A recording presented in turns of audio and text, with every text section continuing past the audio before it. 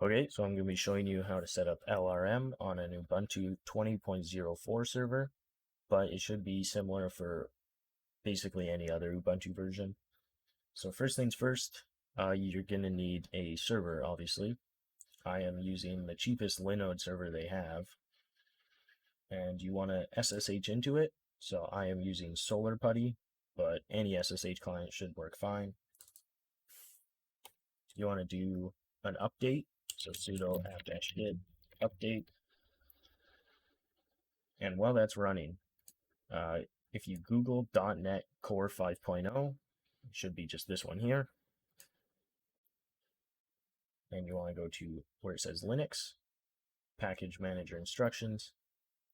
And this shows all the different Linux distros. We're using Ubuntu, so I'm just going to use that. And it gives you all the instructions, basically 2 commands. So copy the first one, go back into your SSH client, paste it, go back, get the other command. Same thing with this one. This one might take a little longer than the first one. And once this one finishes, then you have .NET Core 5.0 completely installed. So I'm going to close these.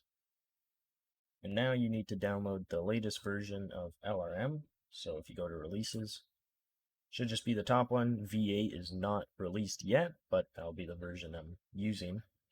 So you download it by opening assets and just the server file. And once you have that, you'll have a folder or a zip archive that looks like this, 4 files. And you need to go into the files of your Ubuntu server. I am using WinSCP for it.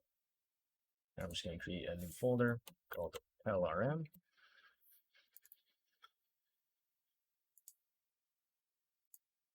I'm going to paste all these in there.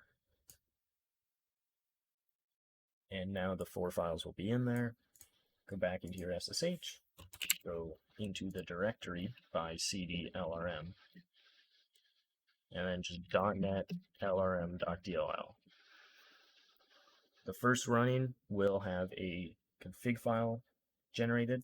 So to exit, you just Control-C, go back into your WinSCP, refresh, open up the config, and you can change anything you want here. So in this example, I'm going to be swapping into KCP. So if we go here and scroll down, you can see all the transports that are currently compiled. So for KCP, I'm going to copy this, go into here, and paste that in the transport class. Save that. Everything else is fine.